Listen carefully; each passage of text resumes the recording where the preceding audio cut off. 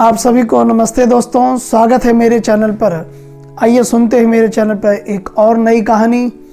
कहते हैं गांव के अंदर एक किसान अपने गधे के द्वारा अपने घर के पूरे काम को करवाया करता था और वो किसान उस गधे से बहुत काम लेता था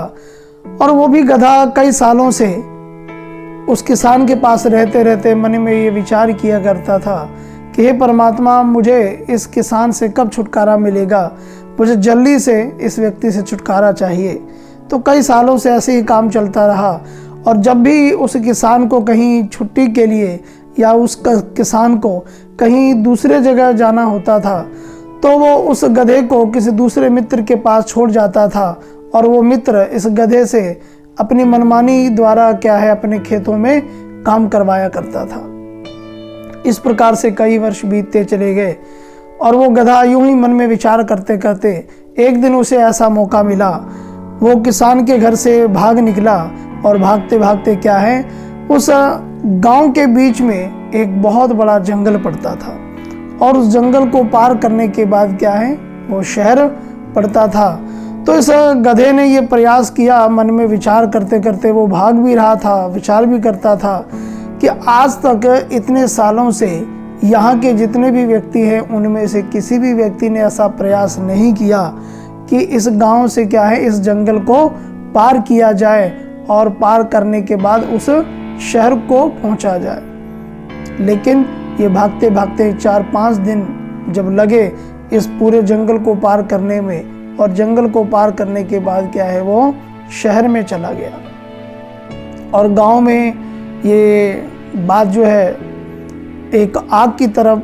फैली और फैलने के बाद गांव के लोग ये कहने लगे कि देखो, आज तक जो कोई भी इस गांव का आदमी कोई भी ऐसा काम नहीं कर पाया कि इस गांव से निकल करके कोई जंगल को पार करके शहर की तरफ पहुंच जाए, लेकिन एक गधा ही इस गांव में से निकल करके जंगल को पार करने के बाद शहर की ओर उसने पहुंच के दिखा दिया। ऐसे धीरे धीरे वहाँ में रहने वाले उस गांव में कुछ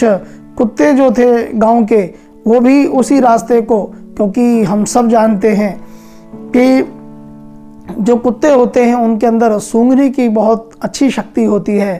तो उन्होंने वही रास्ते को अपनाया जिस रास्ते से वो गधा जंगल को पार करके गया था। तो वो भी कुत्ते बेचारे पहुंच गए और इस प्रकार से कई जीव जंतु उस गांव से ऐसे ही जंगल को पार करते करते शहर की तरफ पहुंच गए। और धीरे धीरे जब लोगों ने भी उसी पगडंडी को देखा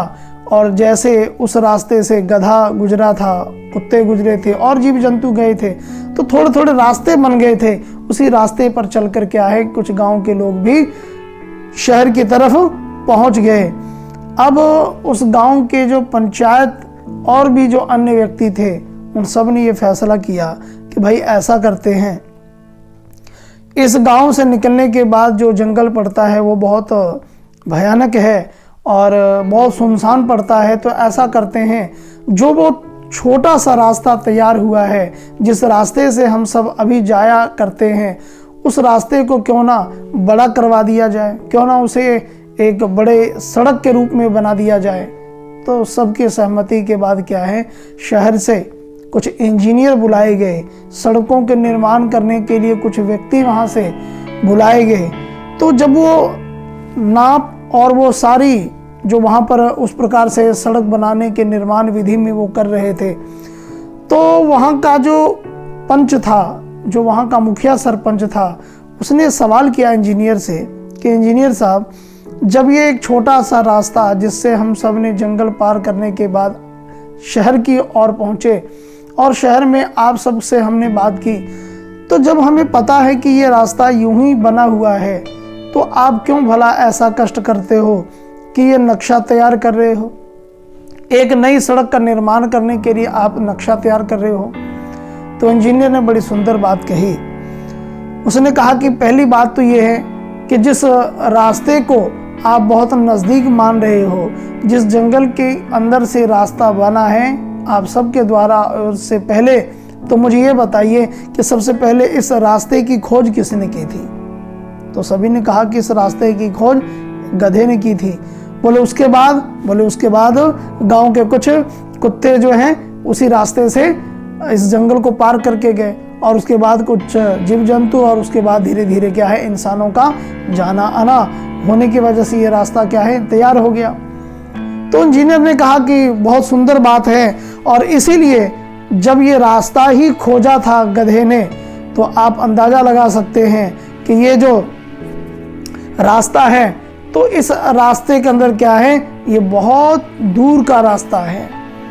और आप सब हैरान हो जाएंगे, ये जो रास्ता बना हुआ है ना, ये इतना दूर है कि आपको समय भी ज़्यादा लगेगा, दूरी ज़्यादा तय करनी पड़ेगी, आप जल्दी थक जाएंगे, और अगर कोई कार्य जल्दी करना चाहे तो भी क्या है आप जल्दी से शहर की तरफ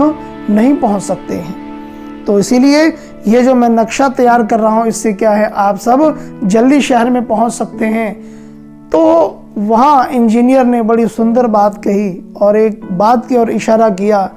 और ये कहानी भी हमें ये शिक्षा देती है कि जरूरी नहीं होता कि जिसने हमें पहले रास्ता बताया हो या जिसने रास्ता दिखाया हो वो रास्ता सही ही हो। इसीलिए प्यारे दोस्तों, हम अपने जीवन में याद रखें कि जरूरी नहीं होता कि हर रास्ता बताने वाला सही हो, और हर एक रास्ता क्या है हमारे लिए सही ही हो, और उस पर चल करके हम सही मंजिल पर पहुंचे। इसीलिए परमात्मा ने हमें जो बुद्धि दी है, परमात्मा ने जो हमें शक्ति प्रदान की है, एक दूसरे से हम राय करके जरूर चले, लेकिन क्या है इस राय को इस प्रकार से भी देख करके चले कि कहीं उस राय में क्या है हमारा नुकसान ना हो। इसीलिए परमात्मा ने ये हमें बुद्धि दी है, हम सही रास्ते पर चलें। परमात्मा ने ये जो बुद्धि दी है, हम उसका सही इस्तेमाल करना सीखें, हम उसका सही सदुपयोग करना सीखें। इसलिए इस कहानी को यहीं विराम करते हुए मिलते हैं किसी और नई अगली कहानी में। आप सबका बहुत बहुत धन्यवाद।